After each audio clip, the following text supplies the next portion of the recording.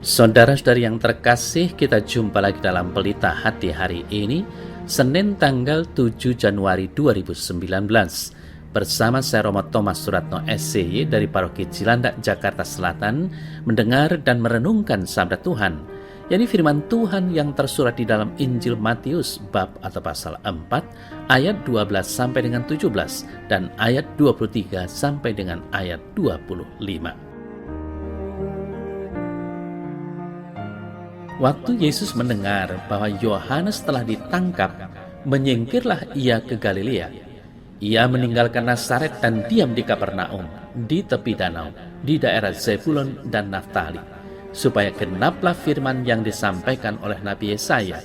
Tanah Zebulon dan tanah Naftali, jalan ke laut, daerah seberang sungai Yordan, Galilea, wilayah bangsa-bangsa lain, bangsa yang diam dalam kegelapan, telah melihat terang yang besar, dan bagi mereka yang diam di negeri yang dinaungi maut telah terbit terang. Sejak waktu itulah Yesus memberitakan, bertobatlah sebab kerajaan sorga sudah dekat. Yesus pun berkeliling di seluruh Galilea. Ia mengajar dalam rumah-rumah ibadat dan memberitakan Injil kerajaan Allah serta melenyapkan segala penyakit dan kelemahan di antara bangsa itu. Maka tersiarlah berita tentang dia di seluruh Syria, dan dibawalah kepadanya semua orang yang buruk keadaannya, yang menderita pelbagai penyakit dan sengsara, yang kerasukan, yang sakit ayan, dan yang lumpuh. Lalu Yesus menyembuhkan mereka. Maka orang banyak berbondong-bondong mengikuti dia. Mereka datang dari Galilea dan dari Dekapolis, dari Yerusalem dan dari Yudea dan dari seberang Yordan. Saudara-saudari terkasih, konteks Injil Matius pada hari ini adalah berbicara tentang kerajaan sorga yang hendak Kristus genapkan di dunia ini, dan Yesus tidak melakukannya seorang diri. Yesus memulai pelayanannya di sebuah kota kecil di Kapernaum, di mana sebelumnya ia dicobai iblis, dan Yesus menang. Dengan caranya yang unik, Tuhan Yesus memilih para muridnya. Standar kualifikasi yang dipakai Kristus berlawanan dengan dunia.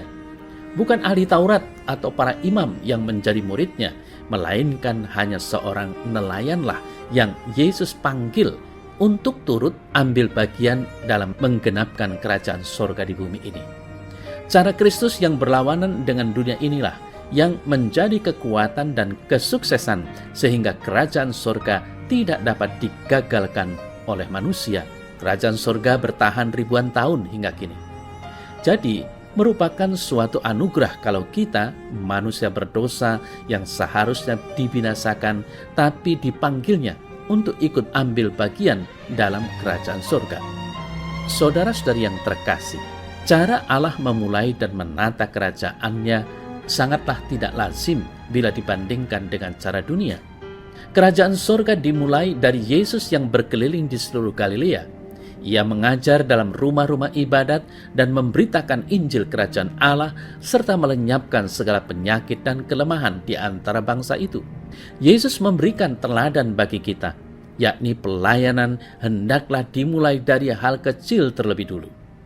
Yesus memulainya dari Galilea, kota kecil, namun berita tentang dia tersiar hingga ke seluruh negeri, yakni Dekapolis, Yerusalem, hingga ke seberang sungai Yordan. Kerajaan surga kelihatan kecil, namun di balik itu semua mengandung kekuatan atau kuasa yang dahsyat. Janganlah mudah terkecoh dengan opini dunia yang menganggap hebat segala sesuatu yang besar, seperti kebesaran nama, kekayaan, kedudukan tinggi, dan lain-lainnya. Apalah artinya penampilan luar yang hebat kalau tidak ada isinya, karena segala sesuatunya, yakni cara kita melangkah, kita melihat sesuatu, kita bertindak, ditentukan oleh isi. Saudara saya terkasih, dalam mengatur kerajaannya di dunia, Kristus melakukan 3 hal, di mana ketiga hal ini merupakan satu kesatuan yang berpusat pada misi kerajaan surga dan tidak boleh dilepaskan dari Yesus yang adalah Raja yang sedang menata kerajaannya. Yang pertama adalah Tuhan Yesus mengajar dalam rumah-rumah ibadat. Lalu yang kedua, Tuhan Yesus memberitakan Injil Kerajaan Allah. Tidaklah cukup manusia hanya sampai pada pemahaman akan kebenaran. Tuhan sudah mengajarkan kebenaran, maka Tuhan ingin supaya kita yang sudah memahami kebenaran mendapatkan sukacita saat kita menghidupi kebenaran itu.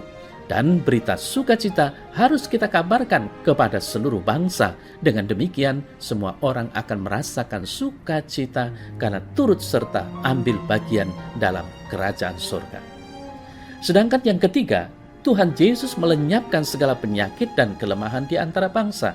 Kristus menunjukkan kuasa-Nya sebagai Tuhan yang menyatakan kebenaran dan menyatakan implikasi dari Injil, yaitu dengan membuat mukjizat, menyembuhkan segala penyakit dan kelemahan di antara bangsa. Hal ini membuktikan memang benar bahwa Kristus adalah Tuhan dan Raja dari kerajaan surga. Lalu bagaimana dengan kita yang ingin terlibat dalam menyebarkan dan membangun kerajaan Allah di dunia ini? Kita, saudara saya terkasih, hendaknya mau meneladani apa yang sudah dikerjakan oleh Tuhan kita Yesus Kristus. Mendatangi mereka yang dalam kegelapan sambil mewartakan terang kabar sukacita dengan ajakan pertobatan. Ya Tuhan Allah, mampukan dan berilah aku kekuatan untuk dapat menjalankan pewartaan sukacita kerajaan-Mu dengan curahan Roh Kudus-Mu. Amin.